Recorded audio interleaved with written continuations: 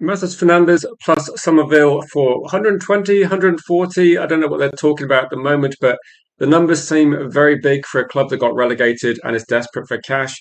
Also, a lot of suggestion about where does Dorgu play next season, what's going to happen regarding his place in the first team.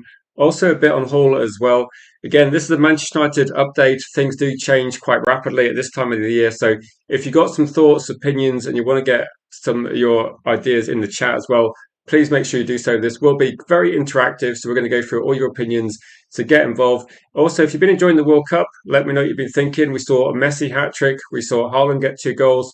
We saw Mbappe get 2 goals. Are we going to see Harry Kane do anything tonight? Like pressure's on.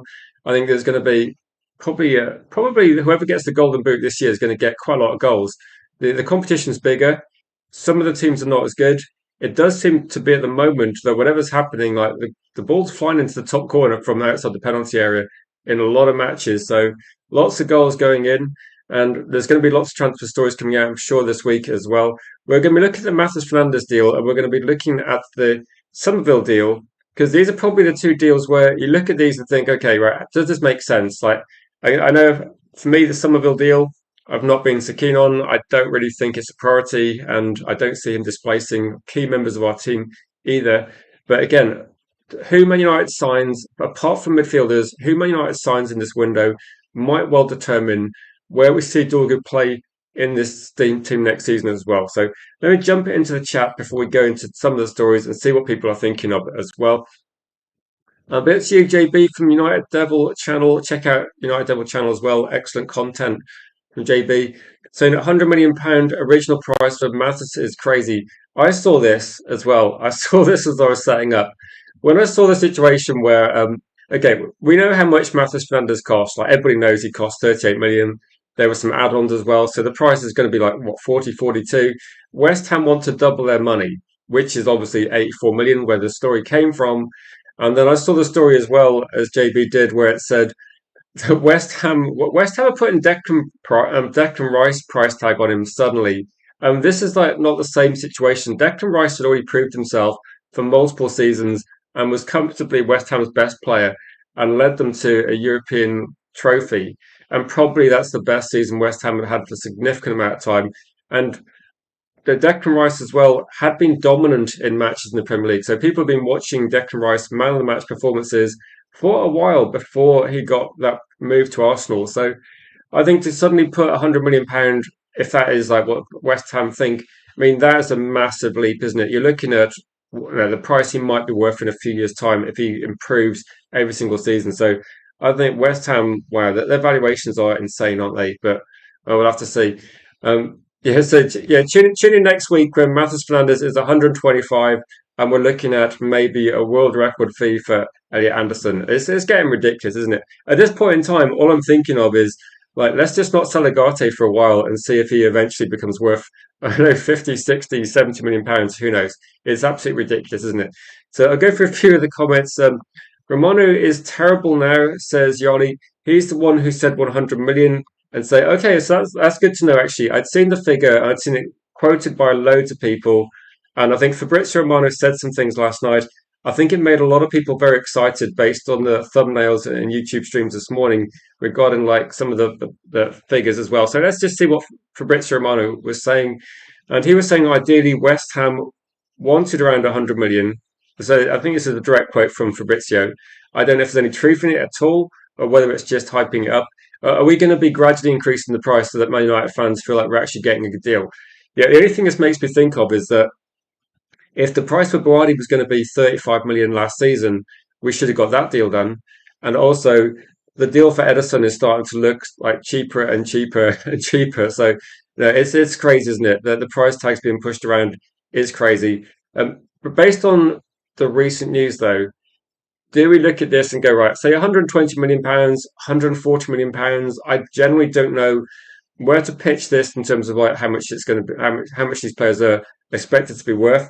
I think the Somerville one for me, if Manchester United are looking at buying him, for me, like £40 million, maybe he cost 30 a year ago. So if you're going to get 140 from these players, I'm just thinking like, where'd you get 140 from? Like West Ham, are they thinking like 90 for like it sounds crazy. So I was thinking at a top end top end price for Matheus Fernandes I've seen quoted is like £80 million. And if you look at Somerville's being worth maybe 40, that gives you 120. That seems to be about where it might be. For me, £80 million still seems like too much money. I know it's going to, some people might say, just get this deal done. I don't know. At this point in time, it seems that Man United are, what's the word for it? That Man United are mindful they don't want to overspend because this is still quite early in the transfer window. It's still only like the transfer window has only been open 2 days, and we've got a long way to go. So United don't want to spend too much at this stage of the window because we might be looking to do a few more deals as well. And we'll go into the Dorgu situation and other targets in a second. But what's people's initial opinions regarding this? For me, it's just crazy, isn't it? I say £60 million Somerville, World Cup inflation, United tax, that these figures are just way too much, aren't they? Just way too much. Like 60 million for Somerville. I'm thinking based on what has Somerville done. Like in the World Cup, I think you're going to see a few weak teams. You're going to be seeing some players like you could look at every game this I've watched so far, and we're seeing like I made this comment saying that if you look at Wood playing for New Zealand, he actually looked good. Are we saying we should spend like £50 million on Wood? 100% no, 100% no. So some of these price tags I think are crazy. So I'll just go through a few of the comments, and again, if you've got some thoughts, Nikki, good to see you in the chat again. Nikki, it says I think Somerville to United is a running joke. That I saw something this morning, and no, you're welcome, Stephanie. You're welcome. I was live yesterday morning. I'm trying to do yeah. So interesting regarding Dorgu. Yeah, for me, Dorgu is going to be one where like most of us look at Dorgu now. Is Dorgu going to be effectively hampered by his versatility? Is Dorgu going to be unfortunately pushed into different positions throughout the season? I don't know. That's what it's suggesting. It's suggesting that Man United aren't going to be able to sign a left wing and a left back, and Dorgu is effectively going to have to play in multiple positions over the course of the season. I don't know if that's a good deal or not, but so United side Dice says I would take some. He's a decent winger for rotation. I guess with this one is like, where do you play Somerville? Like, and how many games does Somerville play over the season? How much is he going to cost? Like, I don't think Somerville's a bad football player. I'm just thinking with like United, if we're looking to push our team forward, don't we need to look at our first team and go right? Can we sign players that are going to be like better than our players? Like for decent rotation, I think Cunha, Dorgu, and Buemo and Majolo, they're going to be the players that are on the pitch for most games next season. Would Somerville be a better option than those players? Like, because even at this point in time, if you take the Premier League season out of the like, if you forget what happened last season, like forget what happened last season, and you watched one game in the World Cup where Amajalo comes off the bench, hits a great shot into the corner, like you'd be going right, okay, based on that performance, though, what a great shot. But if you look at the season, Amajolo was not that prolific. If you look over the season, was Somerville is he putting in performances week in week out and make?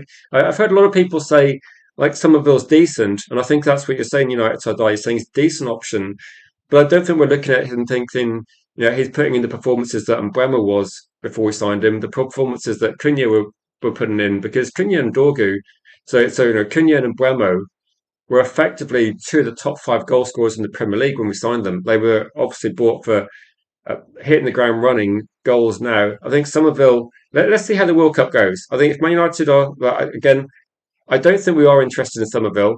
But what I would say is, let's see how the World Cup goes because we saw one game. When we see the level of opposition increase, are we going to be seeing, so see how he gets on. Slices of SIB says Somerville is a low block killer. We must get him. He'll be great asset to our team for depth as well. Okay, so maybe there's actually maybe there's a bit more interest in Somerville. Somerville gives you something different to other players we've got. At the same time, why not try Lacey? I think Lacey's going to be there as well. So look at this. To be honest, Barkala is available as well. I would pivot towards him. This is one thing actually. I have seen a few stories. And again, please keep getting your comments in. I'll try and go for as many as possible. But you're listing some good players here. The question I've got really is, I suppose, is who do you choose? Like you've got Ndai, you've got like Diamonde's too expensive. If you're looking at some of these players, like I think Barkala is another great option. You got someone that's got significant Champions League experience, and he looked very dangerous when he came on. He's got the pace. You saw against, I'm trying to think, against Senegal last night, composed finish as well. I mean, I think the difference with Barcola, the difficulty might be is he wants to leave PSG, and I believe the reason is he wants to leave PSG because of game time. So if Man United are looking to try and sign him, I think it might be, um, say, a bit of an issue getting Barcola. Is he going to want to be part of the backup? I don't think he's going to want that, to be honest. I would take Somerville as backup for Cunha, but not at that price. Again, for me, the price is going to be potentially. I do agree with Gregory and say with an extra, say, 23 games, how much is that? So Man United played, what, 40 games last season? So we got knocked out of cup competitions extremely early. So 40 games, you look at maybe at least, what, 10 games in the Champions League for me, probably more games in the domestic cups as well. We've got to be looking at, like, say, I think 23 games is that maybe like Gregory. Maybe if you go from like 40 games, we could be looking at least like 15 to 20 games possibly. I think there's going to be, but also we didn't really rotate enough. If you look at the situation now, it's not necessarily going to be how many games, but also the frequency of games. Like we saw Man United playing pretty much the same team week in, week out, didn't we, at one point of the season? Whether it was Amarin or whether it was Michael Carrick, it was just different people, but it was the same 11 for most matches, unless there was injuries. And the only rotation really was going to be that players maybe started a few games, then maybe they come off the bench. So there wasn't really much break for players. I think the difference this season is going to be the frequency of games. So for me, like the main worry after midfield, the main worry for me is going to be left back. And Luke Shaw's not going to start 50 plus games, is he? That's not going to happen. The question is going to be is what happens in terms of the transfers? Am I not going to go big for a left back, or are we looking at moving Dorgu to left back? So I've had this conversation, I don't know, quite a few times on this channel, and say, yeah, it's good with this one. I do agree. Like, it's good to have Dorgu in the squad, but is Dorgu going to be like? Is Dorgu an elite winger? Is Dorgu an elite left back? It's very difficult to say what's the best situation for him. Yanni says it's good to have a player who can play many different places in the team. It will be a carrot problem to pick the right spot for the player. Again, I'm just thinking like we've at the moment, what have we seen from Dorgu? We've seen Dorgu look at I suppose, like left wing back to start with, right wing back. I believe he might have played as well. We've seen him on the left side attacking. We've seen him on the right side attacking. We just haven't really seen him as a left back. So I was just thinking, like in terms of like what we're seeing, is that what would be the best option? Like I do like Dorgu as an attacking threat. My personal preference would be I would assign a left back, but again, it depends. Like I don't think we should be spending 70, 75 million on. No, I don't think we should be spending insane amount of money on Lewis Hall. I think we have to try and look for a better deal. I do see the issue as well. So there's quite a few comments, so I'll try and go through as many as possible. Mazraoui and Dorgu can cover left back, says United So Die, which I agree. Is Mazraoui going to be in the same sort of category as Dorgu? Is Mazraoui going to be somebody that we get and let's say like for me, Mazraoui, when I was watching him against Brazil, he was looking really good and looking good going forward. I'm just wondering what's Mazraoui going to be doing. Is like I'm assuming that Dallow's going to be starting, and he does need to start most games. So I'm thinking Mazraoui was looking good against Brazil. Let's see how he does in the rest of the tournament. But I think Mazraoui offers something different from Dallow, better going forward. But maybe we're going to see Dallow locking down the right back position, and we're going to see Mazraoui playing a couple of different positions. So we could see that. We could see potential. I do think it's a bit of a concern as well, because if Luke Shaw gets injured, which is not beyond the realms of possibility, we might be looking at trying to then play potentially backup left backs in that position. So I'd rather see us sign a proper left back, but yeah, we'll have to see. And if Cunha or Dorgu gets injured, would be light, says Cody. I think we're going to be no, we're linked to so many people. The one I don't really want is probably, I'll say this, is going to be Rafael Leao. He's been like continually linked, and that's the signing that I'm least enthusiastic about. But if we signed him, then I would try and be positive and see how it goes. Big up to you, Jim. Also, Rob, always United. Good to see you in the chat. I did see your comment, but the chat's moving quite quickly, so I'm struggling to put all these comments on there. £40 million for Somerville. Actually, when you're looking at these, like 40 million for Somerville, I think is a good option. Say, I think for this one as well, you're making an assumption that what I'm saying is that if you watch Man United over the last 5 years, which I think you have been, then Dallo starts almost every single game. Luke Shaw started every single game last season.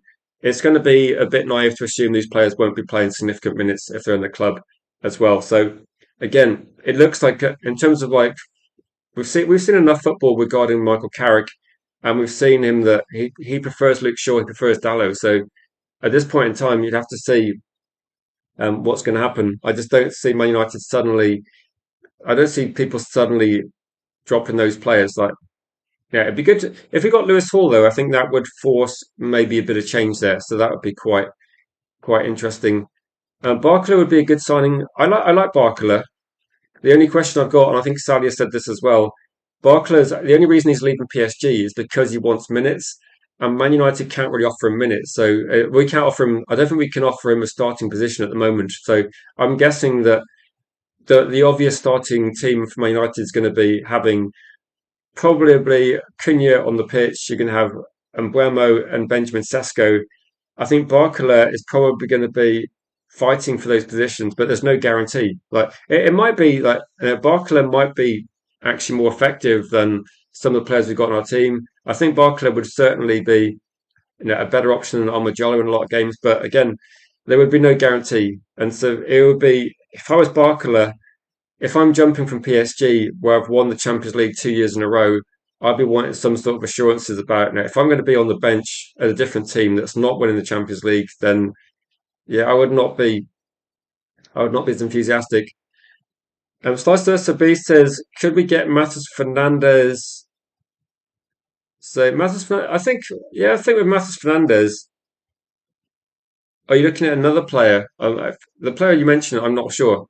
To be honest, I'm not sure about that. Berg for 30, Edison for 35. It would be an interesting midfield. Sander Berg, I don't know.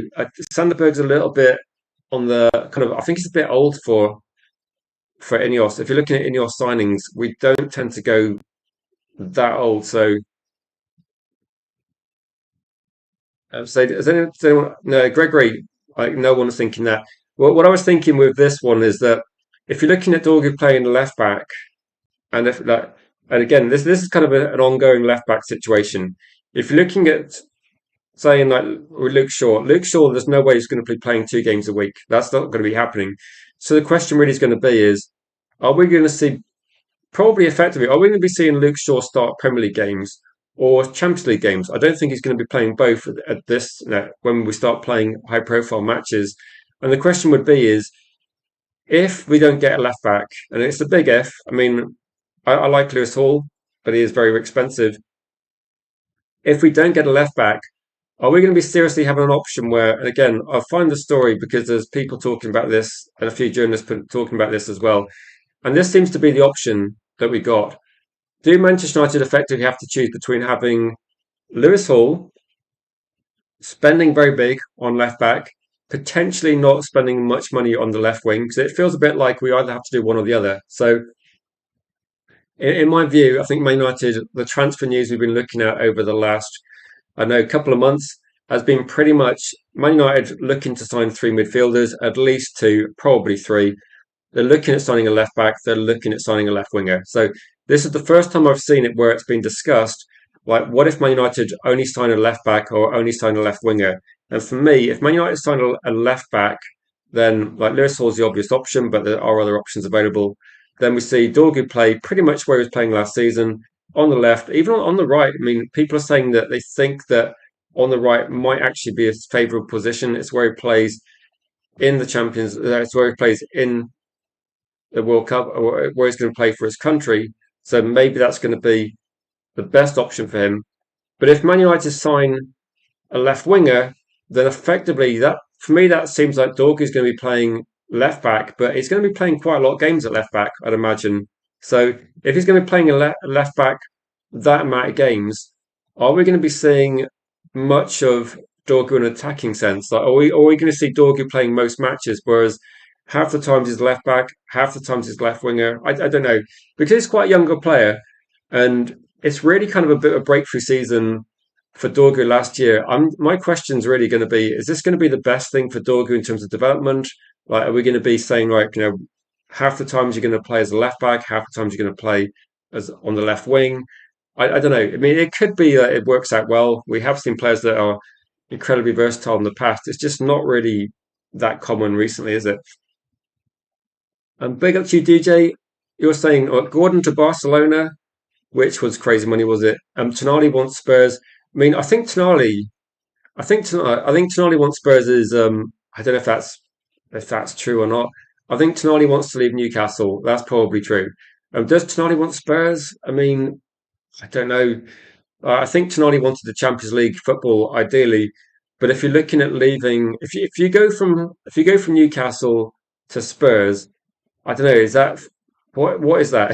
Is that a sideways step? I mean, he might get more money, but I imagine he's on quite a decent salary already. Yeah, we want Lewis Hall for sure, so DJ. And I'd say don't feel too sorry for Newcastle. They're going to get a lot of money. So I saw a story this morning that said Spurs find out the price. No surprise, 100 million was talked about, and it looks like the price for Newcastle on Tonali is not going to change. Whether it's Man United, whether it's Spurs, whoever's interested in getting Tonali, they're going to have to pay about 100 million, it seems, and maybe 100 million is kind of like the market value for players of that sort of position, that sort of experience. If we're looking at Matheus Fernandes at the moment, then it's starting to look like West Ham keep trying to hype the price up. At the moment, Manchester United are just mindful they're not going to spend that sort of amount. So I don't think West Ham can influence it too much. The only thing that could change people's opinion possibly is if we see some big money change hands. And at the moment, I think we've seen some deals happen, but we haven't seen incredibly big deals. Like the Gordon deal was quite expensive. That's probably going to be adding a bit of hype to the price of people like Somerville. Like when we see Gordon go for £70 million, and again, I mean Gordon moved for £60 million a few years ago, so it's not a massive increase from that. And I think like Lewis Hall for me, we still got to have a cap on how much we pay for Lewis Hall. Like we can't pay insane amounts of money as well.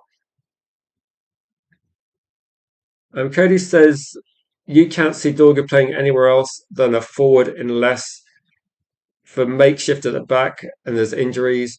I'm just thinking, even at the moment, like if you consider if we get centre back injuries, then we've seen like Mazraoui, we've seen Luke Shaw play as centre backs. I mean, it's not ideal, but it worked for a couple of games.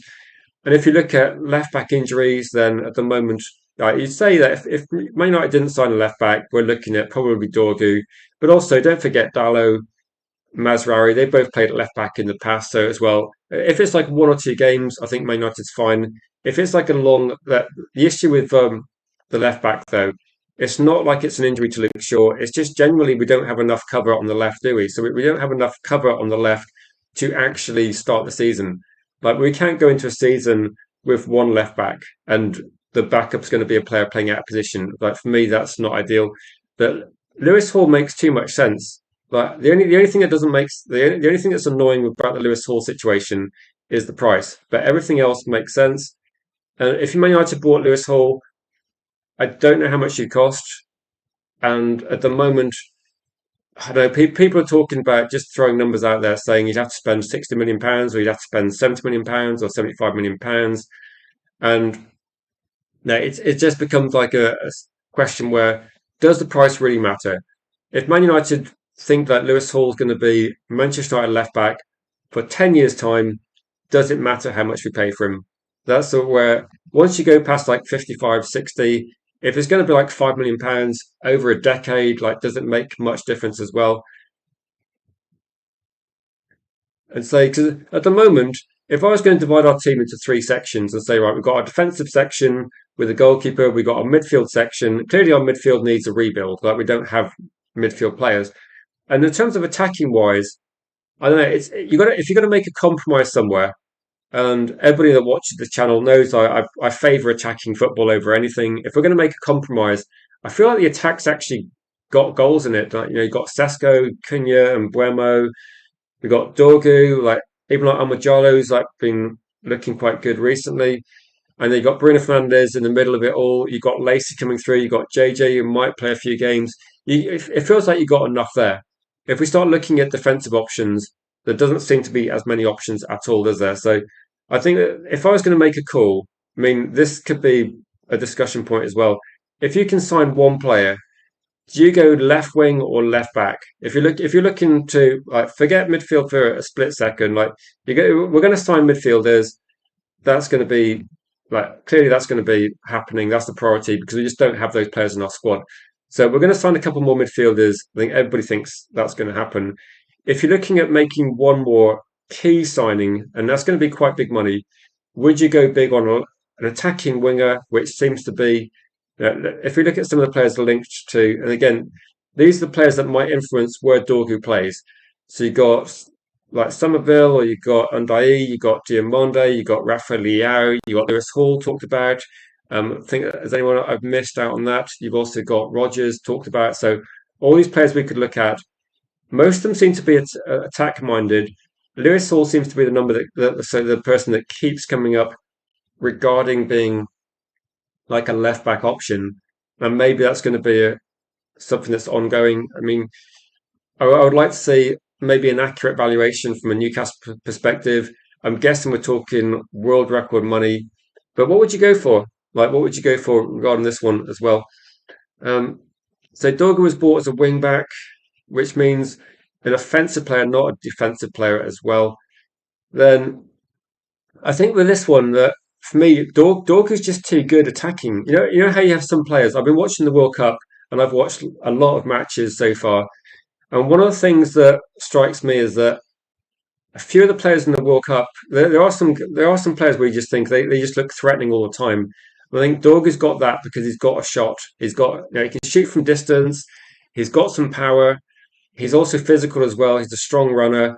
I just think he causes problems when he's on the pitch as an attack sense. So again, I can't really say too much about how good Dorgu is a left back because we just don't see it. And even when we saw him playing as a left wing back, I always thought he was a bit more effective going forward, and he was aggressive. He is one of the positives he's got is if he does lose the ball, he can win it back quickly, which is absolutely fine as an attack-minded player. But when you start moving him in left back, I just wonder whether there's going to be a bit of an adaptation process moving him to left back. I mean, it's not something he's done loads. He did it a lot in Serie A, but Serie A is a completely different league with different challenges and probably less quality in terms of attacking players to face. So I don't know. It is a bit for me. It does resemble Gareth Bale a lot. Like once Gareth Bale moved into midfield and then became an attacking player, there's no one talking about when Gareth Bale had that season with Spurs and was moving to Real Madrid. No one starts thinking about, oh, will Real Madrid move Gareth Bale back to left back? Of course, they're not going to do that. And again, like Dorgu's not on the same level yet, but he's got less. He's got more time. He's got less games under his belt than Bale had. And I think with Dorgu, well, once you see him demonstrating he can play on the attacking side of the pitch, I just think that United should develop that side of his game. It looks like he could develop a lot more in terms of like what he's done over the last few months. I just don't see why.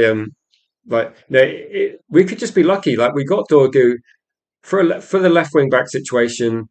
We started going back to a flat back four. We're playing like 4-2-3-1 now.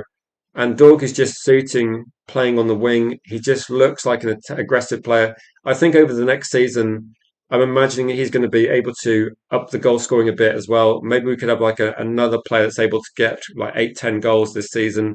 And for me, I would just look at it and go, let's sign a left back. I don't want a left back that's going to be left back half the time, left wing half the time. I want to get Luke Shaw's replacement. And I don't think Dog is going to be Luke Shaw's replacement. They're a different sort of player for me. So Dog is an attacking winger, says DJ. Lewis Hall for Neil as well. I said quite a lot of things when looking at the chat, but we'll have to see. I mean, people are going to have different views on this one as well. We also need Xerxes and Agate to leave to replace as well, and say no reports. things have gone a bit quiet on Xerxes and Agate. I do see a few people talking about Agate in terms of AC Milan interested. I don't know if there's a bit of hype because they've got Ruben Amorim there, but also Agati has been regularly linked to a move to Serie A anyway. So I think there's probably a bit more mileage in that than people are thinking. Amanda's saying, not for you. Final ball is terrible. And so he hasn't got the decision making to be a good winger for Dorgu.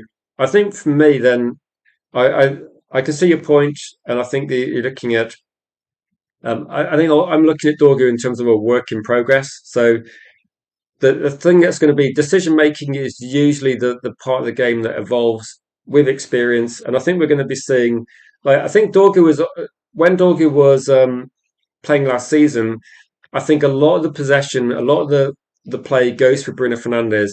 I think Dorgu was working on his runs, timing his runs, working out what he needs to do, working out what spaces he needs to occupy on the pitch. I think for me, Dorgu's learning the position. So he's not there yet, but I think he's got something. Like, you think he's got the physicality, he's got a shot, he carries a goal threat. But I think in terms of decision making, that's something that he needs to work on. Like, for sure, I think for a lot of players, decision making is something that some players naturally have elite decision making early on. Some people it just takes a bit longer. So I would just look at it and say, um, just I'm open minded regarding what Dog can do next season. I just don't think having him at left back and then having him at left wing every other game is going to be the best thing for him. If you're looking at trying to develop a player, I'm not saying you pick a position. If you've got better options as well. Um, yeah, to be honest, like Marcelo, Roberto Carlos, you're talking about world class players, aren't you? So again, Dorgu is still evolving in terms of a player. So I would be just a bit patient regarding him as well. I was saying, yeah, maybe with this one, I'll be up to you, Bilal, in the chat. Good to see you. I think maybe with some of these, then you have to probably look at if Man United signed Dorgu at the age he is for what, like £20 million. It's you're not going to get the finished article. We didn't spend 100 million on Dorgu, but you're saying he could be developed. I think he could definitely be developed into a good winger. It's going to be genuinely difficult to say like how good, because again, like we saw Marcus Rashford when he was like early 20s, the player he looked, you probably didn't. I don't think he really improved as much as people were hoping he would. But again, it's difficult, isn't it? But if you got good coaches and you got an enthusiastic player, someone that's going to work on their weaknesses, then maybe some of the things he does have, like physicality, is something that he's already got. I think the engine he's already got. I think like people like first touch, shooting, things can be worked on, but he's got the power. He's got some of the attributes. Whether Dorgu will ever be world class, I think, is obviously difficult to predict. But for me, he's got the makings of a player that's going to be an effective player in the Premier League. Whether he's going to be a Man United first team player in a few years' time as we gradually improve the squad, I don't know. It's going to be a difficult one to like to predict. But the thing about versatility, though, it's not a bad thing. Like if Dorgu ends up being a player that is versatile, it could well be that if Lewis Hall becomes Man United's left back, and we're looking at maybe a season with Lewis Hall, and we're looking at maybe like Luke Shaw gradually getting phased out of the team, then in a year's time, like Dorgu might again be, maybe he's still going to be seen as a bit of a rotation player, or maybe Dorgu does actually lock down a place in the team. We don't know. And also, it might not be Dorgu versus Cunha. It could easily be Dorgu playing on the right wing. Like Dorgu, a few people do actually think that that's his better position. And again, not a weakness if you've got lots of different positions you're good at. So I'll say Ahmed's the same, just needs consistency. He's got time on his hands, hasn't he? A little bit of time. Um, Always love Dorgu, but we need a one versus one winger on the left for balance to unlock low blocks. Then yes, I think it's this. Then it's difficult, isn't it? Like if you're going to make like for me, I do agree with what you're saying. Like you want to get elite players that are able to. I think one of the things that I've seen in football recently is if you're looking at the difference between certain teams, then for me, when you watch France last night, with France, you see elite movement and you see like Mbappe can just accelerate past people. But I think one of the things that seems to be rarer in football is someone like a Messi. If you watch Messi, I know that Algeria aren't the best team in the world, but if you got someone that can run with the ball with balance, with poise, I think like Dorgu's like very physical, very strong, but he's a bit more like Cristiano Ronaldo, where he'd use speed. I'm wondering whether we're going to see like, is there many players out there that would be considered more like a Lionel Messi, George Best, or Ryan Giggs, where you got that combination of they have got speed, but it's not necessarily the speed that makes them what they are. It's more about the balance, more about the control, and more about the misdirection with the running that you just can't get the ball off these players. I don't know if there's a lots of players like that around at the moment. I think Dog is always going to be a different sort of player. But if you're looking at unlocking low blocks, I think some of the attributes as well. The fact we can take shots from distance, we got someone that can win second balls, someone that can pounce on like win their duels as well is going to be quite key.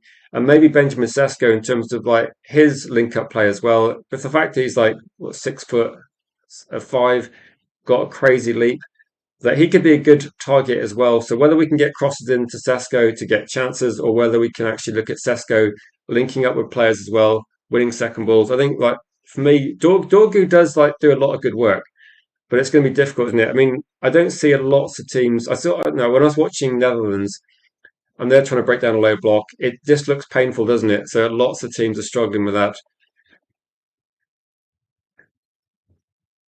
So Tom, yeah, I'm looking forward to England versus Croatia as well. Then, because the Croatian team for me, I don't know if you like that. When I see the list of players, you look at the Croatian team, it feels like that we've had the same Croatian team for about I know about like over 10 years, like maybe 15 years, and the England team does look a bit different. So I think tonight might be an interesting game. No pressure on Harry Kane, but I think everyone's expecting Harry Kane to try and get as many goals as considering like top strikers have been getting a few goals actually. If you watch them, I know people watching will know that I'm an Mbappe fan. I do think he's a good player. He gets lots of criticism, but he one of the things like last night was Mbappe played quite poorly to start the match, but he didn't give up, kept making the runs, and in the end got 2 goals and was causing massive problems in the second half. I'm wondering how England play tonight. Can they get the best out of Harry Kane? Because they probably need Harry Kane to carry the team a little bit as well. So I hope we get another decent striker. Yeah, maybe in terms of this one, did anyone like Sorloth? Because he was being talking about in terms of like a potential backup might be available. I think Jarvis was mentioning him maybe in the chat a few days ago or the end of last week. So there is a few people in the World Cup. I would always say I'm reluctant to buy people on the back of a World Cup. Right, we're talking about some players that are going to be this is a once in a lifetime opportunity for some of these players, and we're going to see we're going to see the very best of some of these players in the World Cup. We're going to see them play outstanding. I mean, if we can get a decent striker, I think the main thing for me is going to be if we could get a striker that's at least played in the Premier League, that would be an advantage. I think the Xerxes transfer never really made sense, did it? I think Xerxes will be possibly one of the better players in Serie A in the future, but I just don't see Xerxes as ever been. It looks like he's got everything, all the attributes, but it's just in slow motion. So yeah, it's tricky. Vastolov's on his way to Juve. Okay. Now, he was talked about, Yari. That's why I mentioned it. There's a few people that have been kind of talked about in the World Cup. And for me, the price might just be pushed up. So I would be. I don't think Man United are going to sign any players based on a World Cup, but maybe someone like Agate could possibly. Now, what if he could look okay? Put it that way. So I'm not expecting too much from Agate. Not great in the first match, their team, but yeah, maybe we could see a few players potentially. I wouldn't be surprised if we see 1 or 2 players suddenly skyrocket in price because you know how it is in the World Cup. You get a lot of hype. Didn't it? Was it Enzo Fernandez that went for huge money 4 years ago? So, Bielchi Don in Spain. Um, Yeah, we'll have to see. It could be an interesting game, couldn't it? Again, I wouldn't write off Croatia. They've got technical players, but I just feel like England have got too much. It's just my opinion. Can you rely on Dorgu? Well, I don't think Man United are relying on Dorgu, are they? We're talking about him as being a rotational player. Yeah,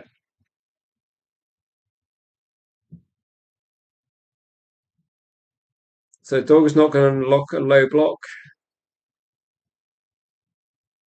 No, I don't think Dorgu is going to be doing that. I mean, I think Kvaratskhelia is unavailable, unfortunately. We talked about Kvaratskhelia on Red Devil United about when was it before he went to PSG.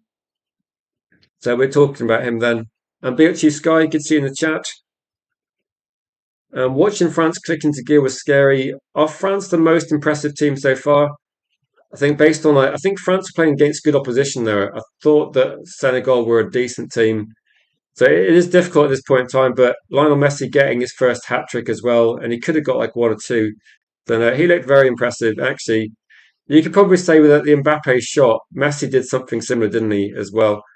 The Elise pass for me was like that would have been one of the best goals in the World Cup as well.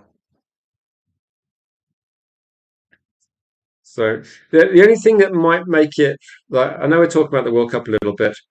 Yeah, Agate should raise his valuation 100%, 100%. Now, the only thing interesting about I suppose the Croatia England match is I think England should be the favourite team for sure.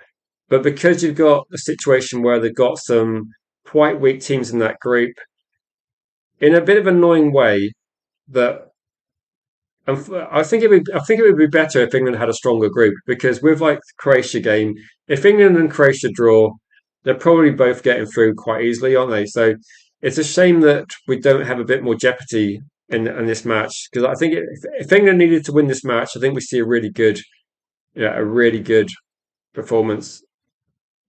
Who is the Australian forward? I can't remember actually. Australia were one of the teams that quite impressed me as well. So I think in terms of like this is what I mean by like I wouldn't sign players on the back of a World Cup because what you see is that on the back of a World Cup, some players look great. Do you remember?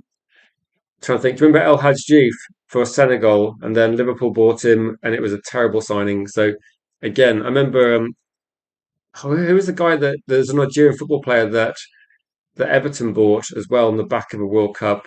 Was it Amici? I can't remember now. It's going back quite a long time. But you get some players that move on the back of World Cups, and it's not always the best time to buy them. Um, that's Chris Wood, isn't it? Chris Wood was the New Zealand forward. There was someone called Just as well, like for New Zealand. New Zealand actually looked quite good attacking wise. But again, there's a few teams that look in. Actually, you could probably say the player for that came off the bench for Canada actually looked quite good. But we're talking about a few games. I've not watched these players week in week out as well. Let's say Dorgu was brought in as a left back because of Shaw's injury issues. Maybe this one. I think with this one, like this, I'll put this in a. Okay, this is going to be a vote. So I haven't done a vote for a while.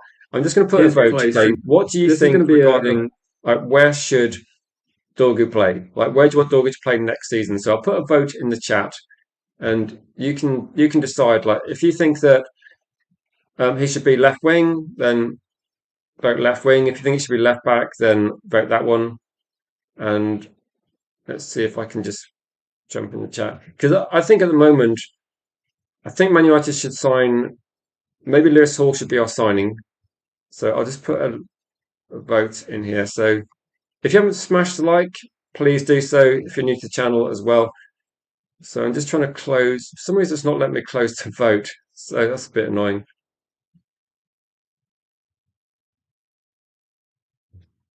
Slight technical difficulties. But if I can end the vote, then I will do so. Okay.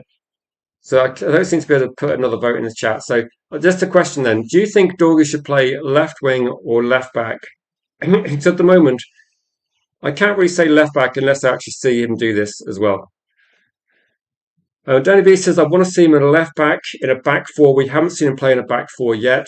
So, I mean, at left wing back, we saw, didn't we? But we haven't seen him play like so. It would be interesting to see. Maybe in pre-season, that should be something Man United do because if you're going to if you had a conversation with me where you said, right, Rich, do you want to see Lewis Hall or Dorgu as your left back next season? Then my answer would be get Lewis Hall in. Okay, he's going to be very expensive, but then we could look at maybe which who's moved back up to Lewis Hall, and it would give us options, wouldn't it? So again, we'd have Luke Shaw's backup for a year, wouldn't we? And that might give us time to assess other options. We still got a mass coming through. I think we'll still be buying a young left back as backup. We still got Leon, who might be another year or two away. So if you got someone like Lewis Hall, it kind of takes the pressure off the situation because the feeling I've got is in say like 12 months' time, we keep talking about Luke Shaw, but Luke Shaw's not going to be here for much longer, I don't think. So, regardless of what happens next season, you have to replace the left back at some point. So, either you do it next season or you're going to have to do it the year after. I don't think it's going to be something we can kick down the road too much longer. Danny B, though, says sensibly, I'd like to see him at left back in a back four. So, and again, yeah, maybe Man United need to do that in a competitive match. Like, you need to do it in a competitive game to see how well he's going to be working. I would say left back for Nicky. So, you want to see him at left back? Lewis Hall will be a minimum 70. Will he definitely be 70? I mean, we always see like crazy prices. That would be somewhat of a record. I mean, if our marquee signing was a left back, it would be a bit disappointing, wouldn't it? Um,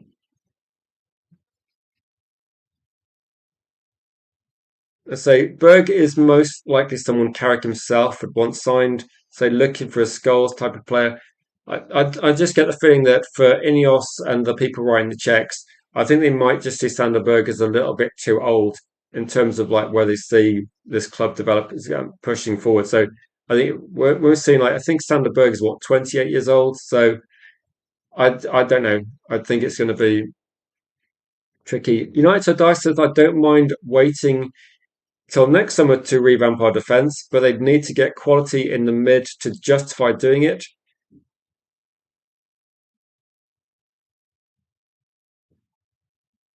So Tonali seems to be moving faster. There's a good question from Pulp76. My question is going to be with this one is right. Tonali's going to Spurs.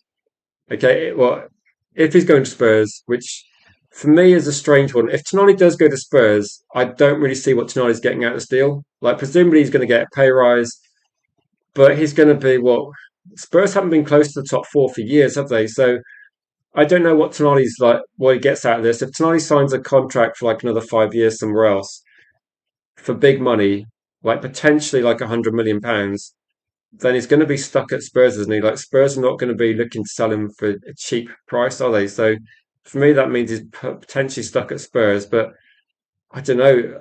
Can you see Spurs transforming into a top four team? It's they've got a lot of issues. I'm not sure Tonali fixes all those issues. So he kind of like seems to be literally hedging his bets. I just don't know what he gets out of it. Like we can joke about it, but what does Tonali get out of moving to Spurs? But he gets out of Newcastle, but he's going to Spurs, and Spurs have been really poor. So you'd have to assume that they're going to have to be a massive transformation. Yeah, Yoli, I don't think 28 is old, but Man United just don't seem to be signing players of that age. So the players we're signing just seem to be just a bit younger. So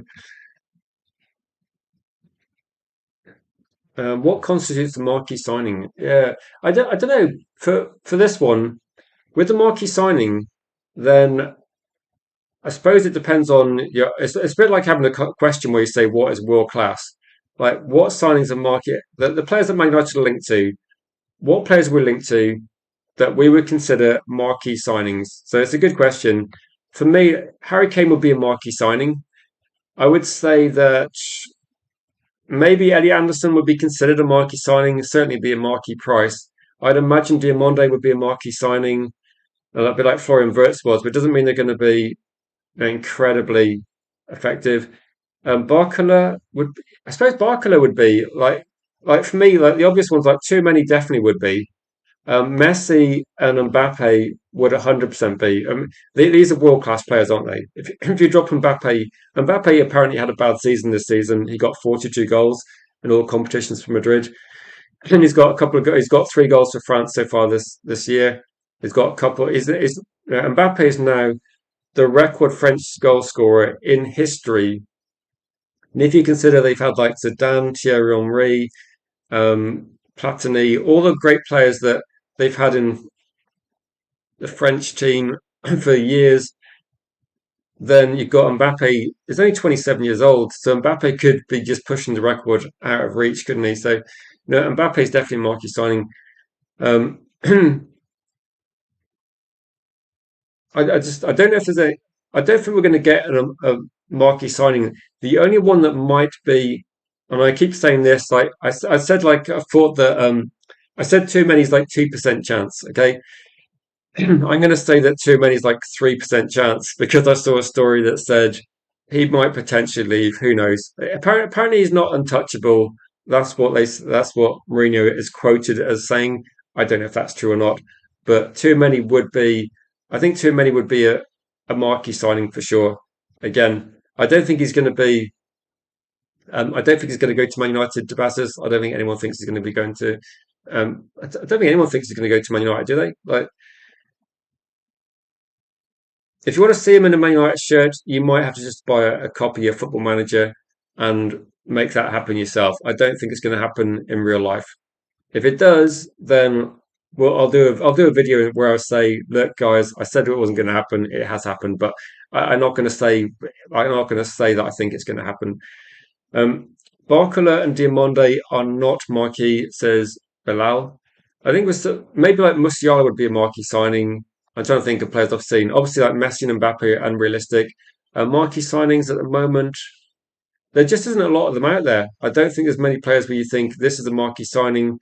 We signed this player. It's going to elevate our team to a massive extent. Maybe trying to think. So yeah, Cristiano Ronaldo. When we signed Ronaldo, though, Ronaldo was not a marquee signing, was he? Like Ronaldo was not a marquee signing. Maybe the marquee signings we made recently, we could probably say that Wayne Rooney was a marquee signing. We could probably say that Rio Ferdinand was a marquee signing. I don't think Juan Mata really was. Maybe Paul Pogba was considered a marquee signing. Like he was considered a marquee signing. It just didn't really work out as well as we wanted to. Maybe Zlatan a marquee signing, possibly. No, I think we might be doing more deals.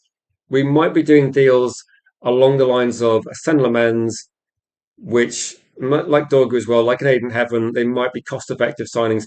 Like, because I don't think anyone's going to say Matheus Fernandes is a marquee signing either. Um, would Lewis Hall count then?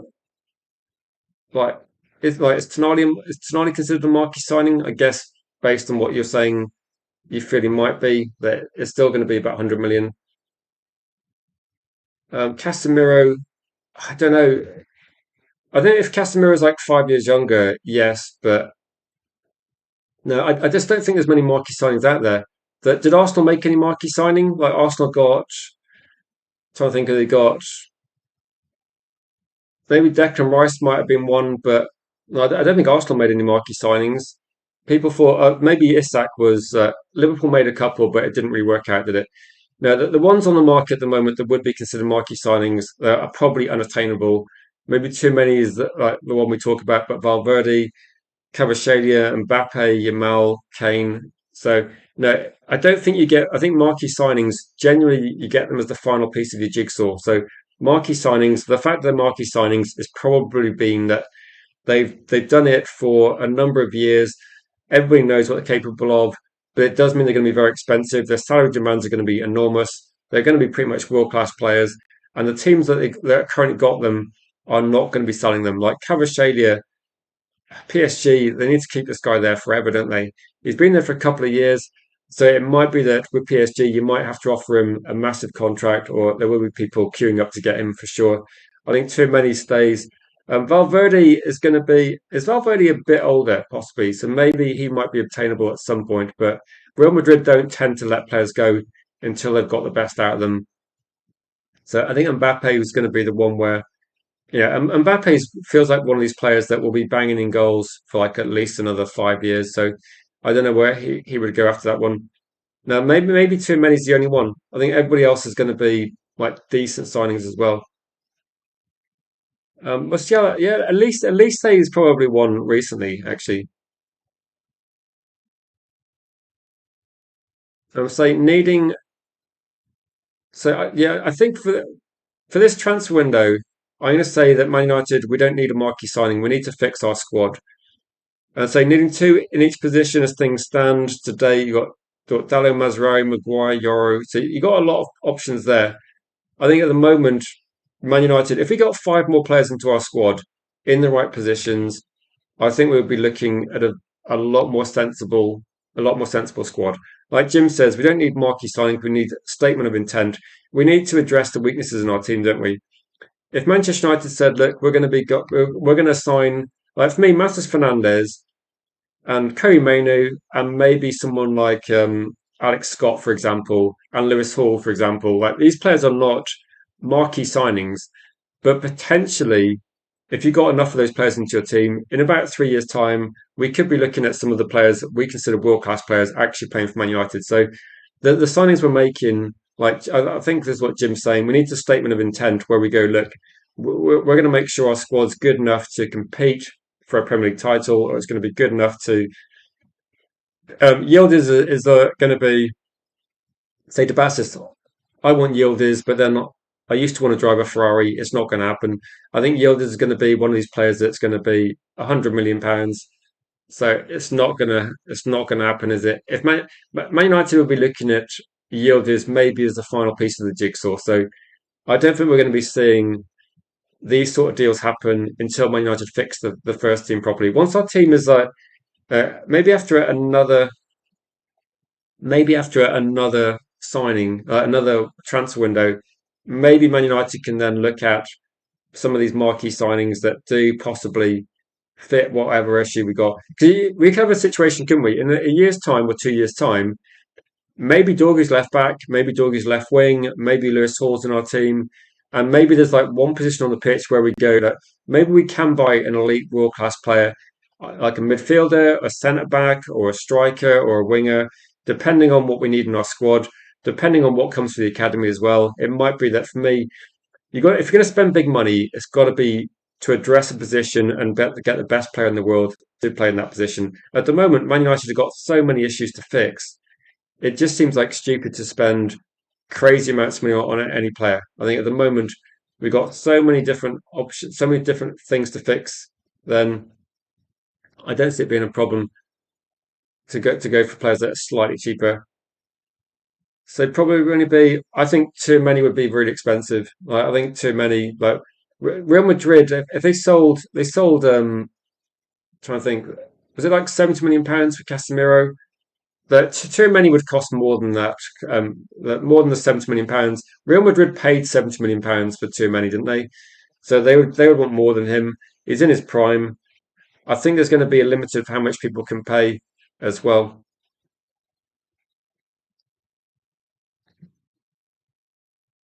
Exactly, exactly. Every time you talk about one transfer story, sometimes it feels a bit like is it the Hydra that's got like multiple heads? You chop one story off, like three appear in its place.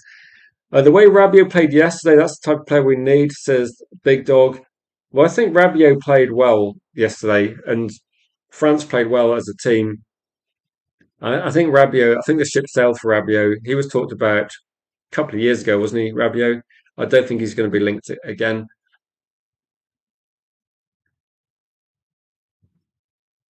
Yeah, with this one, I think what Man United have done is you sign a lot of younger players, and then we kind of reevaluate what we need in a couple of years' time.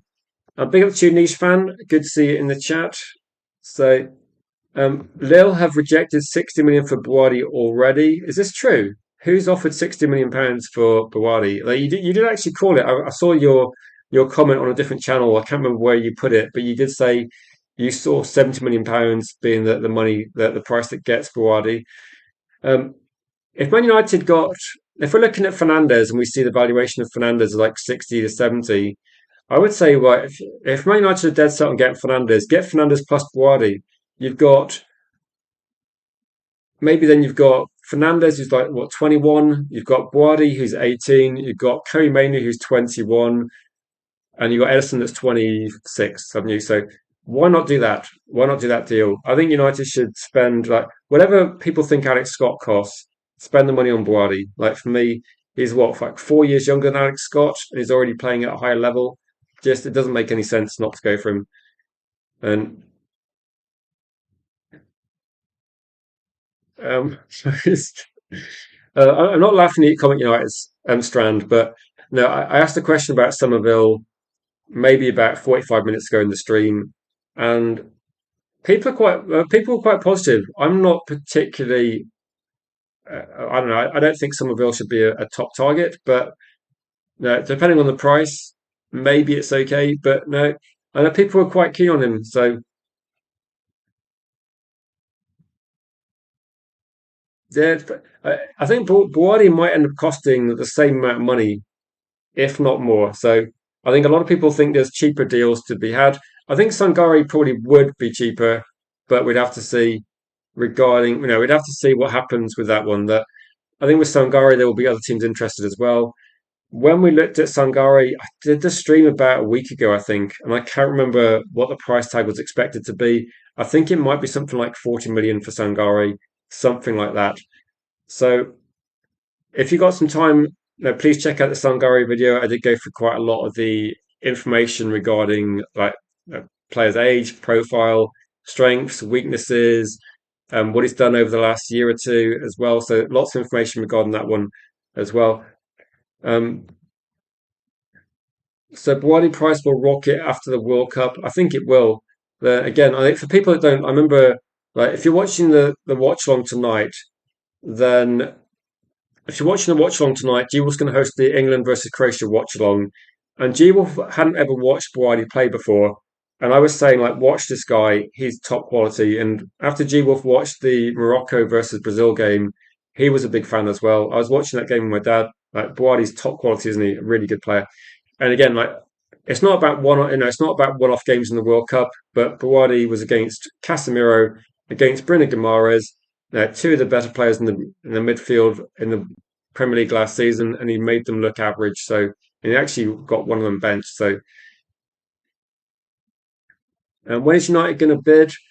So if we talk about Matheus Fernandes, this is my prediction. Okay, Man United. I don't think we're going to bid for Fernandes. I think we're just going to be announcing like the deal's done. I don't think we're going to see a bid, etc., like we'd normally do. I think we're just going to see low key, behind closed doors, negotiation. Eventually, an offer goes in.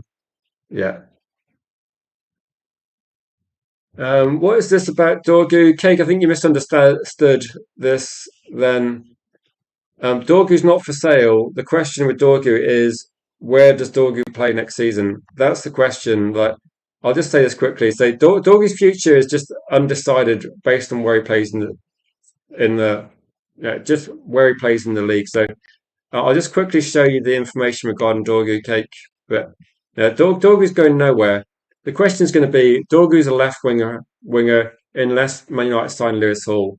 And all the players Man United are linked to, this might determine where the future of Dorgu lies. He's going to be playing lots of games next season. Is he going to be left wing? Is he going to be right wing? Is he going to be left back? So where he's going to play, no one knows. And a lot of it depends on Man United's transfer window. If anything, the thing I don't like about this is that when we're looking at Dorgu, for me, Dorgu is going to be playing a lot of football next season. But the thing I don't like about this is that it seems to be that Man United are looking at a way of not addressing two positions in our team we need. So we need another attacking option for the amount of games we've got, and we do need a left back. I think we need to get both done. If Man United only got one or the other, I would be a bit disappointed as well. So Niche fan says he's a left back for you, and Ian. You've missed most of the stream, but a lot of it is about. No, Tanani might be a Spurs player. Anderson is too expensive. It seems that everyone's too expensive for Man United, which is a bit weird considering we're actually making profit. We're actually got one of the biggest turnovers as well. Winger for you, Rob. To be honest, I thought Elise was like very good in that match, but you got to give a bit of credit to Senegal in that one. So just relax, Cake. Just relax. So Somerville, 10 goals, 5 assists in 4 seasons. Yeah, those numbers are not eye catching, are they? Well, they're eye catching in the wrong way. So no. So 7 hours, 7 hours. Yeah. Don't forget the watch along tonight. G Wolf will be doing the watch along, and for me, that's going to be maybe one of the benchmarks in terms of like, let's see how we can be looking at as well. Carrick wants Tonali. He won't be impressed if we don't get him. Is this something that you've read, Ian? Or you? Yeah, unfortunately, with those, yeah, I think Somerville's one player that I think with Somerville, you're probably paying a bit for what you think he's going to do in the future as well. Uh, I was thinking actually, I was thinking of ways of phrasing it, but I didn't want to go like future uncertain, or I just want to say that we don't really know what's going to be happening. So no, I think Tonali's going to be going to Spurs. The big question about Tonali going to Spurs is like, how is that a good move? It's like, how is that a good move? I don't understand at all. I can do the stream a bit longer if people got some questions because a few people just turned up in the chat. If you got some questions about things you want to be talking about as well, Tonali wants to live in London. I thought Tonali wanted to go back to Italy. That's what people were saying. So maybe Tonali doesn't know what he wants at this point in time. I think Tonali just wants to leave Newcastle. So sorry, Newcastle fans, but you're probably going to get a big price for him. One of the questions that I've seen on other channels as well, so I'll ask you guys and get your view. What do you think regarding, say, the situation at Newcastle? If Tonali goes to Spurs, they've already sold Gordon. So if Tonali goes to Spurs, do you think Lewis Hall becomes prohibitively expensive for Man United? Is it going to be like too expensive for Man United to make this deal happen? And so the Fletcher twins instead. Well, it might be like Lacey. It might be Lacey. So we'll have to see. It might be that we see Lacey in the first team. We might see JJ. We might see a bit of like trying to think of other ones. So no, we might see some academy players. But Ian, if Man United don't sign experienced first team players from, like, we're going to be playing in the Champions League, aren't we? So we're going to have to get some, yeah, very good player options to start with. Actually, good point though. One of the things I did see was Livramento was linked to Arsenal a lot, wasn't he? So because Livramento is injured, then I don't know the nature of the injury, but that might mean an issue that they're not selling him. So maybe that could be a good thing. So could this be a good thing that if Livramento stays? So I know when people are talking about Tonali, and if Tonali goes, then will Lewis Hall become more expensive? I don't think that will necessarily be the case because I think that the price that Newcastle want for Tonali and for Lewis Hall is already really expensive. So I don't see a situation where these players are going to get any cheaper at all. So I think that, and also I don't think Lewis Hall can get much more expensive. And I think that what's going to happen regarding the situation with Newcastle is Lewis Hall's allowed to go if they get a good price. But if Livramento goes, it might mean that there's less chance of them actually doing that deal with us. So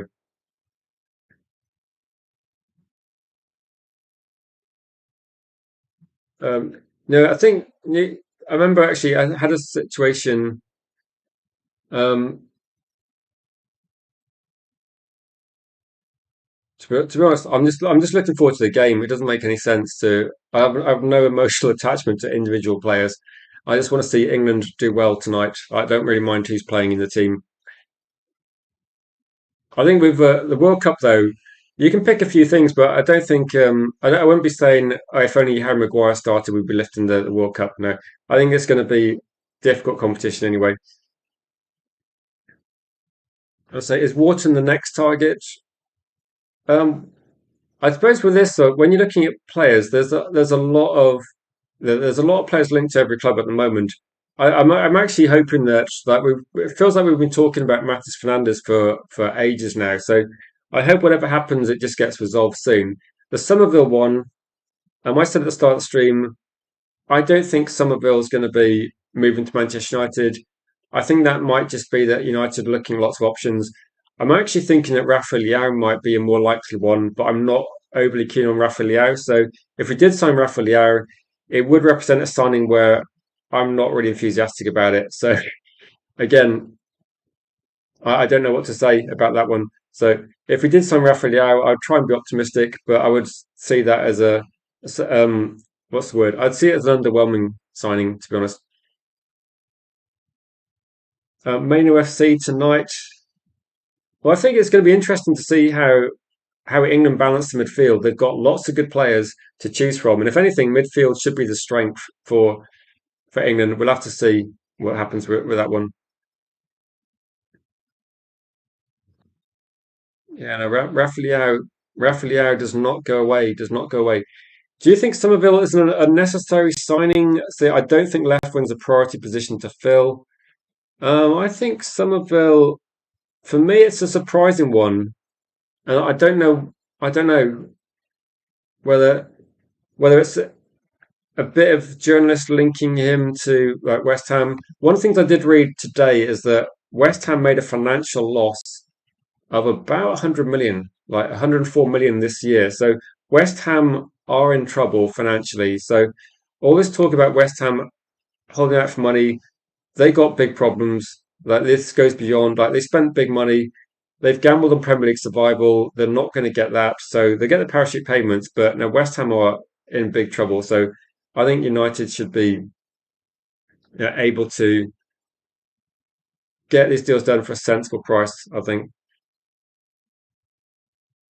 But I think to answer your question though, I think I think United should get an attacking player. I would go for a striker backup if anything. If I was going to go for an attacking player, I'd go for a backup striker. I think left wing. You could argue we need a better quality left wing player, but I don't think that Somerville elevates our team to the next level. That's just my opinion. I know some people were saying that they don't think it's a great signing. Some people think it is a good signing and it would be add something different to our team. I guess you have to look at it in terms of the fact we've already got left wing players and we've already got right wing players. Does Somerville offer something different, a bit more direct, maybe? I don't know. If you think he offers something, then that's absolutely fine. But I think it doesn't feel as urgent as a left back situation. So it's we're always going to have we're always going to have these different views, aren't we? Say left back and midfield are critical positions for you to be filled, Ian. As they sure struggled pushing up and getting back last season. Yeah, with this as well, that so the only thing you can think of is Dorgu go on the right wing and Buemo centrally. That's what I think is going to be. I think this is going to be Man United's backup striker. Man United's backup striker, I think, is going to be Mbuemo, and I think Dorgu is going to be a better option on the right than Ahmad Jallow. So if Mbuemo's on the right, then we're going to see Sesko in the middle, and we're going to see Cunha on the left. I think Dorgu could play on the right instead of Mbuemo. He could play left back instead of Luke Shaw. He could play left wing instead of Cunha. And maybe Dorgu is going to be one of these players where, over the course of the season, he might play like 60% of his time as a left winger. He might play like 15% of his time on the right. He might play like 20% of his time as left back. So it might just be like a versatile player like we've had in the past. So I don't know if that's going to be ideal. Maybe it's going to be fine for Dorgu. I think it's just for me. I just thought it maybe make more sense for a younger player just to nail down one position in the team, work on that. But I don't really mind it if we get good quality and there's other positions as well. But I don't see. I think with United, if we don't think there's a top quality player, it's going to be basically Dorgu's heat map over the season is going to be literally everywhere, isn't it? Apart from in goal. So the only thing Dorgu's not going to do is I don't think he's going to play as a centre back. I don't think he's going to play centre midfield. But Ian says Almajar has been better in better form for his country over club. I can't say I watched Afcon to say, but he looked.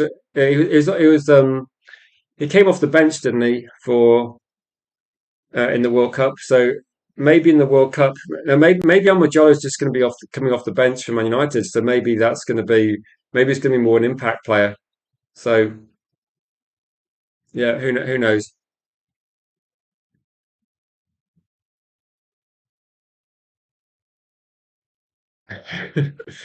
I say, do you think United? Do you think West Ham have told United that we'll only sell you Fernandez if he signs Somerville as well, and to recoup the money they need, give or take? They need 100 million at least, don't they? So, oh, I don't know. I'm trying to think. Like, didn't we get Mendes? Like, Mendes is the agent of Agate. Didn't we only sign Agate as part of the deal, getting like making sure we got Euro? So, do you think this is going to be one where if we take Somerville because we want Matheus Fernandez? I don't know. I think West Ham are just trying to get the best possible price. And Man United are just, I think Man United are just banking on, yeah, Man United are just banking on the fact that no other club's actually interested in Matheus Fernandez, and that they think their strength is going to be in our position. So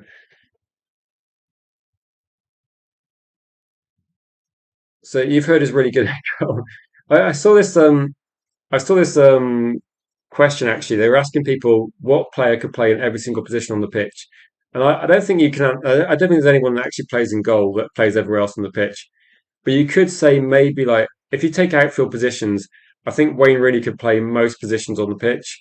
I think Dorgu is looking like he might be able to play at least four positions on the pitch, like in every corner, left wing, left back, right wing. So I think Dorgu could do that. And maybe like Aiden Heaven, like could play centre back, could maybe play left, could play as a CDM. So a few people could play multiple positions. So yeah, exactly. So I'm wondering whether we got, you know, to be honest, I wouldn't be. I think it sounds crazy, doesn't it? It does sound crazy, but there is definitely a few contracts now in world football where if West Ham could get bigger money for Matheus Fernandes, maybe Matheus Fernandes gets a kickback of some of that profit. Maybe like with Elliot Anderson, if Nottingham Forest get 125, maybe Elliot Anderson gets a bit of that money as well. So no, I haven't actually. I haven't, but he's got if he's got the Rooney genetics, then how old is Wayne Rooney's son? Because when Wayne Rooney was about 16, he looked 25. So I think with this one, that Wayne Rooney's got the genetics, hasn't he? So maybe that's one for the future as well. I would be genuinely. I'm trying to think. Is there any examples of players that have had children, and those players have then gone. Those children have then gone on to have top quality careers. I would say maybe Kasper Schmeichel won the Premier League with Leicester. I think that's a pretty big achievement considering his dad won the Premier League loads. I'm trying to think about it. You probably got I think Maldini's son in football. You've got Kluivert's son actually doing quite well. Jordi Cruyff did okay, but I don't see anyone that's going to be like close to the level of their dad. I'm just trying to think if there's any examples. There must be some examples, but yeah, I think actually, good point, Ian. Very good point. I have heard of this Haaland guy. I think he's doing all right. From what I can see, he did okay last night as well. No, he's different class. He is completely different class to his dad. He is levels above Arfinger Haaland, like ridiculous. So that's a really good example. And maybe that's the one where the sequel's better than the first one. Like Haaland is that guy, isn't he? No, he's better than his dad. I don't know what his mum is. His mum like about 7 foot tall or something? Like, yeah, he's the one, isn't he? Yeah, no, that's the obvious one. Like, so yeah, that debate over. Yeah, Haaland's one. Right, we'll stop the count. That's one. Um, yeah, actually, that's a good one as well. Frank Lampard. I forgot about Fat Frank. Yeah, Frank Lampard. Fair enough. Fair enough. How tall was Arfinger Haaland? I don't remember him being that big. Well, I thought it was like average kind of height, but yeah, no, they got some genetics in the Haaland family. I don't know if Haaland's married or anything, but if Haaland has children, they're going to be that could be interesting. But yeah, Clivert was one I was thinking of. But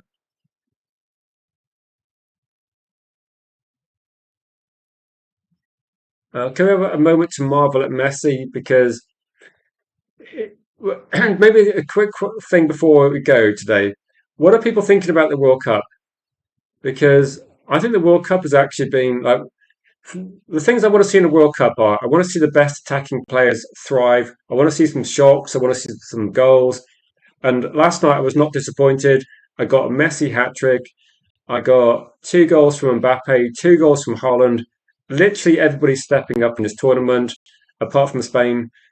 And I was just thinking, like, is the pressure going to be on Harry Kane now? Like, Harry Kane's got to get some goals, isn't he? Like, if you look at this, the best players in the world, but the best players in the world are pretty much obvious, aren't they? We know that Holland's a world class player. We know Mbappe's outrageous, and maybe we're going to see France versus Norway. That could be the best game of the group stage. I'm not really looking forward to that match. But Messi, one thing about Messi as well. You fell asleep watching Argentina. Yeah, I was in bed before that game. But what you could do, watch extended highlights. They're quite good. No, I was going to say, do you think with yeah CR7? I think Cristiano Ronaldo would have been watching that game thinking, shit, I need to score some goals now. And Mbappe's got two. We've got Holland's got two. We've got Messi with a hat trick. Everybody's going to be looking at CR7 and Harry Kane, see what they can do. I was thinking with Cristiano Ronaldo, the difference is going to be like how old's Messi? Is like Messi like 40-ish? I can't remember his exact age. But Messi's not a passenger in his team. Messi was instrumental to everything Argentina were doing. He was like setting up the play. He was like setting up chances. He was bringing the ball forward, driving attacks. He was finishing chances as well. And already you can see like with Messi, he's the first player to that rebound. He's taking shots from distance. I don't know. He is just unbelievable. So I was watching this one, like there's no doubt that Algeria are not the best opposition in world football, but he was still like doing great things. He's still running with the ball. He's still. I think for me, the main thing is Messi's not a passenger in that team. He's not being carried by that team. He is literally carrying that team at some point. So I think is Messi in danger of like breaking the record in terms of like how many goals have been scored? He can't be that far off closer at the moment.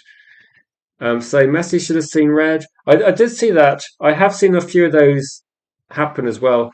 Like I have seen about 3 or 4 instances where there's been studs on the back or on the feet or ankles. They seem to be letting that sort of thing go.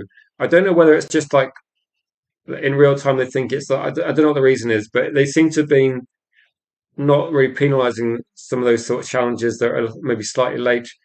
So I don't know. I don't know.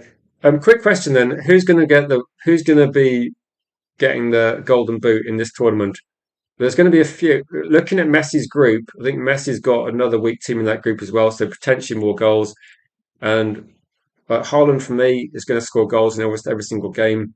I'm wondering with Mbappe as well. He might be that second goal from Mbappe. I mean, that's just world class, isn't it? Like he just hit that from so far out. When he hit that shot, I was just thinking, why are you shooting from there? But no, it's. I think we're going to see potentially we could see someone. Maybe we could see someone break 10 goals this one, get into double figures.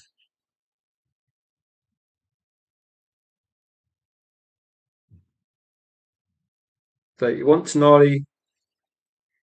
Tempted to say, yeah, I think France is going to take some beating at the moment.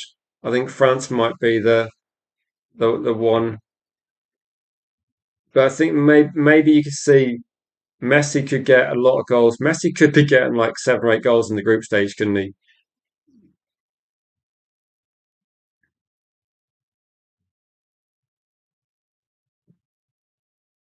Mbappe for you. I think Mbappe, you got the players behind him as well. He's got a lot, and Elise looks in great form. Now the French team just looks like it's kind of clicked into gear in the second half and looked quite scary. Is this true? Well,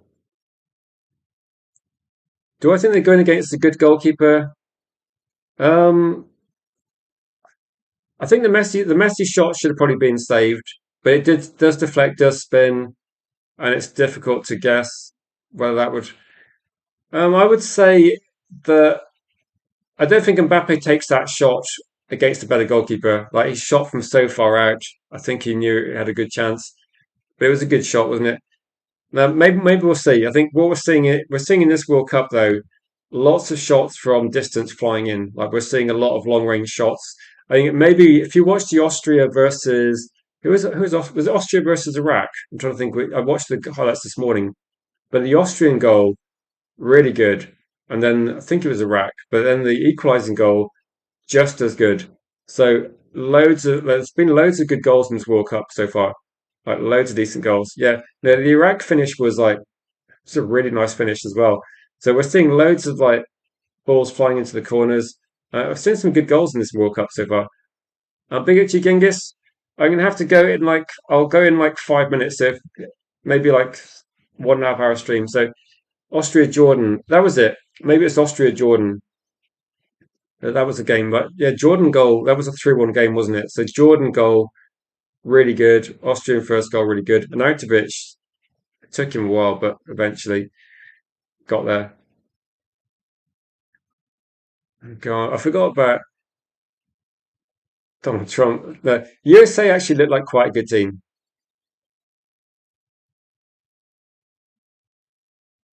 I say, yeah, Mbappe's goal so far is the goal of the tournament. I mean, yeah, looking at that shot was just so far out, so far out. Um,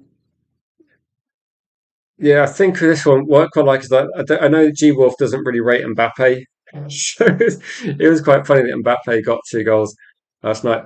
But no, it's something to look forward to. Just quick, last couple of minutes, quick prediction for tonight's match: England versus Croatia. I mean, I think Croatia got the same team from about 10 years ago. Surely England have got to start with a win in this one.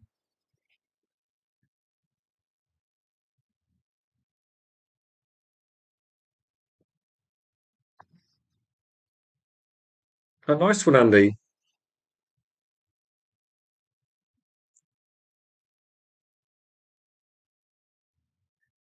Do they still play? So 1-1 from Danny B. Uruguay have been bad.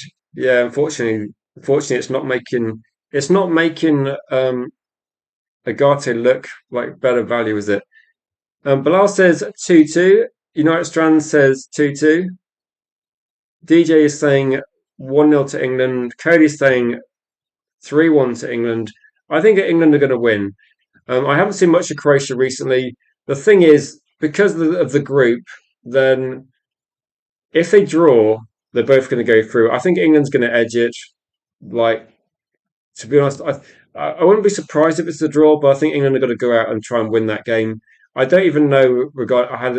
This World Cup's got so many teams. I'm not even sure who England might play if they finish first or second in the group. But I'd imagine that England are going to be favourites in this one. But it's going to be close-ish, I think. If England score first, I think they're going to be winning, like not comfortably, but maybe like 2-0, something like that. If Croatia score, I could see it being a 2-1. So 1-1 for Debasis, 2-0 for Rob. Yeah, I think I might be going with Rob's score. I think that might be where I go. Just don't play. Henderson's there on holiday, I think. I don't think he's going to be. Maybe Henderson's going to be like group game fodder. When if England want to rest somebody, because they're playing. Who else is in the group? There's like Panama.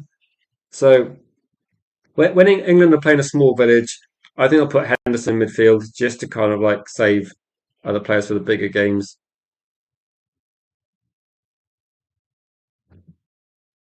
Uh, so he did like the George Best, but without the football career ahead of it. Well, no, exactly. What's bizarre is though the World Cup's been going for about a week and England haven't played. This World Cup for me, I quite like the games. I quite like the extended competition, but is it getting a bit too long? Like, if we start extending the World Cup, is the World Cup going to be like 2 months long in 4 years' time? Henderson versus Croatia. To be honest, I can't remember loads about that game other than being disappointed. But no, I'd imagine the Croatian team is very much the same, isn't it? So, um, Baturina says, "Who does he play for, Danny B?" So watch this kid. Okay, I've done the Buari hype. Any other players you think we should look out for tonight? There's a lot of games obviously going on. I thought Henderson was there as a mascot. Is he actually going to play? Um, I don't know. I don't know.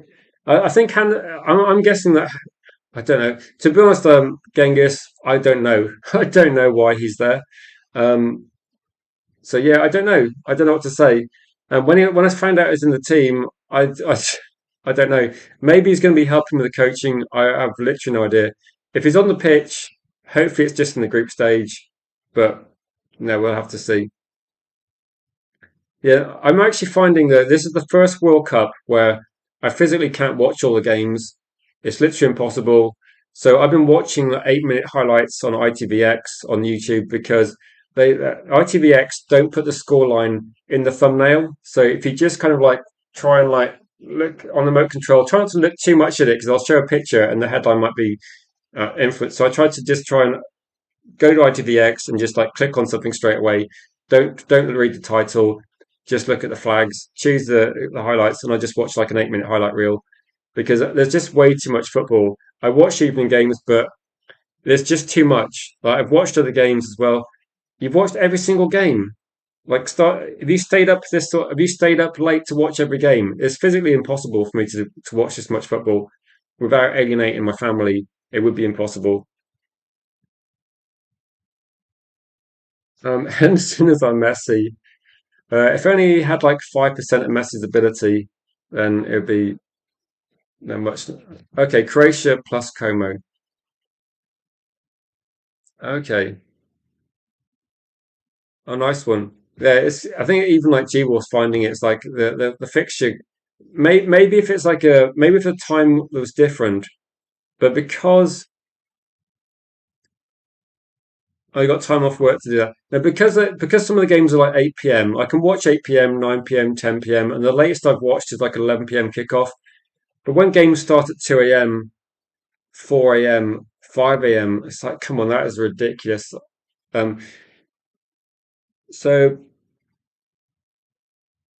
PFC TV is going Croatia 2-1. I think you're the only person that's gone for Croatia so far. Lots of 2-2 draws. I don't see Croatia's go. FIFA will cut the qualifiers. To be honest, this is what I would do. Why not get rid of international breaks during the season, which is a bit annoying, and then have a slightly shorter season, then have a bit more of a. I suppose what you could have is that if you have three international breaks, cut the international break by at least one. So that 2 week period where we get bored, there's no football. Just reduce international breaks during the season, finish the season earlier, and then have a bigger competition. Just cut the qualifiers. Just make the qualifiers for certain countries for the preliminary rounds. And for me, it makes sense. Like we could do that as well.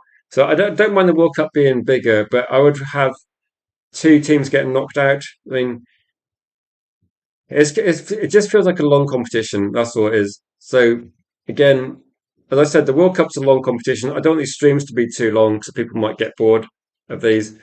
But I'm gonna have to head off, guys, and get some food. Thank you, everybody, for watching. If you're new to the channel, please subscribe. It's always appreciated. If you're able to leave a like on the video as well. If you want to watch any of the other content I've done over the last kind of couple of weeks as well, there's Sangari video. There's a few different things as well. If there's things you'd like to see on the channel, like short videos on as in terms of like instead of just doing long live streams, if you'd like to see some short videos, let me know. But I think yeah, unfortunately, like World Cup's going to get longer and longer and longer, but my streams aren't going to get longer and longer and longer because it's yeah. But I've thought, at the moment I'm doing one a week. I might extend it to like a couple of streams a day, and I'll make them a little bit shorter as well. A BHG culture spot round of 32 is going to take 2 weeks by itself.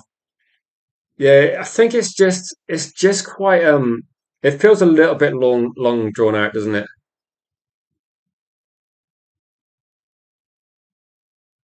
Yes, sorry, Cake. You're obviously a bit on edge. But I did see your comment, and I thought I know what Cake's done here. So just relax, Cake. Just chill. It's all good. It's all good. If anything dramatic happens, I'll message you ahead of time so you don't get freaked out by the wording on the thumbnail. But thanks everybody for watching. Massively appreciated, and we'll catch you guys in the next one. Until then, have a great rest of your day. England watch along tonight will probably be the next stream. Hopefully be a good one, and then we'll start hammering transfer news as and when something happens. But something has to happen soon, hopefully.